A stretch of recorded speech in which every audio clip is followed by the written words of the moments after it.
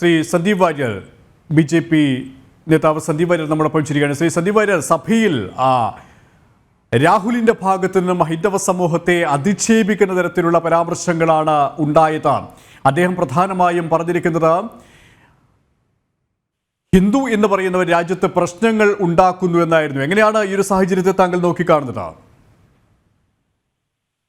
നമ്മുടെ രാജ്യത്തെ പാർലമെന്ററി സംവിധാനം പ്രവർത്തിക്കുന്ന സമയത്ത് ലോക്സഭയിലും രാജ്യസഭയിലും ഒക്കെ പ്രത്യേകിച്ച് പ്രതിപക്ഷ നേതാവിനെ പോലെ സ്റ്റാച്ചറുള്ള ഒരാൾ സംസാരിക്കുന്ന സമയത്ത് പുലർത്തേണ്ട സാമാന്യ മര്യാദയും ചില സവിശേഷമായിട്ടുള്ള രീതികളും ഒക്കെ ഉണ്ട്. ആ രീതികളൊക്കെ അതിലംഘിച്ചുകൊണ്ട് ഇന്ന് ശ്രീ രാഹുൽ ഗാന്ധി നടത്തിയിട്ടുള്ള പരാമർശം തീർത്തും അനുചിതമായി പോയി എന്ന് സ്പീക്കർ തന്നെ വ്യക്തമാക്കിയിട്ടുള്ളതാണ്. അദ്ദേഹത്തിന്റെ പരാമർശം തികച്ചും പ്രകോപനപരവും ഏകപക്ഷീയമായി ഹിന്ദു വിഭാഗത്തെ അധിക്ഷേപിക്കുന്നതുമായിരുന്നു.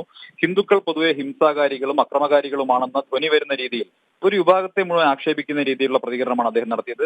തീർച്ചയായും ഇത് ഒരു പ്രതിപക്ഷ നേതാവിൽ നിന്ന് ഉണ്ടാകാൻ പാടില്ലാത്തതാണ്. രാജ്യത്ത് എത്രയോ കാലമായി ദീർഘകാലമായി നമ്മുടെ പാർലമെന്റിൽ പ്രതിപക്ഷവും പ്രധാനമന്ത്രിയും ഉൾപ്പെടെയുള്ള ആളുകൾ, പ്രതിപക്ഷ നേതാവ് ഉൾപ്പെടെയുള്ള ആളുകൾ നിരവധി സംവാദങ്ങളിൽ ഏർപ്പെട്ടിട്ടുണ്ട്. അതൊന്നും ഏതെങ്കിലും ഒരു വിഭാഗത്തെ ഉന്നം വെച്ചുകൊണ്ട് ആരെങ്കിലും ഈ രീതിയിൽ പ്രതികരിക്കും നമ്മൾ കണ്ടിട്ടില്ല. ഇത് വളരെ അനുചിതമായി പോയി. ഹിന്ദു വിഭാഗത്തിന് നേരെ എന്തും പറയാം എന്ന രീതിയിലേക്ക് കോൺഗ്രസും രാഹുൽ ഗാന്ധിയും ഒക്കെ മാറിയിരിക്കുന്നു. അത് തന്നെയാണ്, ഹിന്ദു സമൂഹത്തെ ഏതു തരത്തിലും അധിക്ഷേപിക്കാം എന്നുള്ള നിലയിലേക്കാണ് കോൺഗ്രസ് എത്തിയിരിക്കുന്നത്, കോൺഗ്രസ് നേതാക്കൾ എത്തിയിരിക്കുന്നത്. പക്ഷേ അത് അവർക്ക് തന്നെ വലിയ ആഘാതം സൃഷ്ടിക്കാനും വലിയ തിരിച്ചടി ഉണ്ടാക്കാൻ തന്നെയല്ലേ കാരണമാവുക. അതായത് സ്വയം വരുത്തിവെച്ച വിന എന്ന രീതിയിലേക്ക് പിന്നീട് ഈ പ്രസ്താവനകൾ മാറാനുള്ള സാധ്യത തന്നെയല്ലേ മുന്നിലുള്ളത്?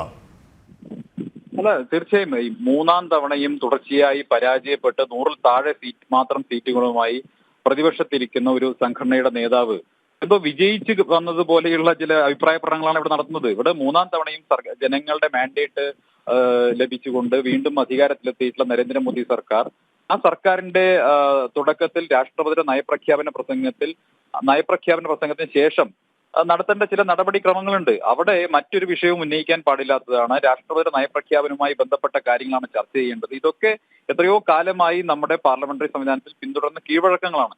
അത് മുഴുവൻ അതിലംഘിച്ചുകൊണ്ട് താൻ ഉന്നയിക്കുന്ന വിഷയങ്ങളായിരിക്കണം ചർച്ച ചെയ്യേണ്ടത്, താൻ ആഗ്രഹിക്കുന്ന പോലെയാകണം ചർച്ച ചെയ്യേണ്ടത് എന്നൊക്കെ പറഞ്ഞ് ബ്രൗണി പോയിന്റ്സിന് വേണ്ടി, കയ്യടിക്ക് വേണ്ടിയിട്ടുള്ള ഇത്തരം പരാമർശങ്ങൾ നടത്തുക, ഒപ്പം തികച്ചും ഒരു സമൂഹത്തെ മുഴുവൻ ഒറ്റപ്പെടുന്ന രീതിയിൽ, ആ സമൂഹത്തെ മുഴുവൻ ഭീകരവൽക്കരിക്കുന്ന രീതിയിൽ ഇത്തരത്തിലുള്ള പരാമർശങ്ങൾ നടത്തരുത് എന്ന് സഭാ നിയമങ്ങൾ, സഭാ ചട്ടങ്ങൾ കൃത്യമായി അനുശാസിക്കുക. അത് മുഴുവൻ ലംഘിച്ചുകൊണ്ട് രാഹുൽ ഗാന്ധി നടത്തിയിട്ടുള്ള പരാമർശം മാപ്പർഹിക്കാത്തതാണ്. അദ്ദേഹത്തിനെതിരായിട്ടുള്ള നിലപാടുകൾ വാസ്തവത്തിൽ രാജ്യത്ത് മതനിരപേക്ഷത പുലർത്താൻ ആഗ്രഹിക്കുന്ന എല്ലാവരും സ്വീകരിക്കേണ്ടതാണ്. നന്ദി ശ്രീ സന്ദീപ് വാര്യർ, ഈ ഒരു സമയം ഞങ്ങളോട് സഹകരിച്ചു.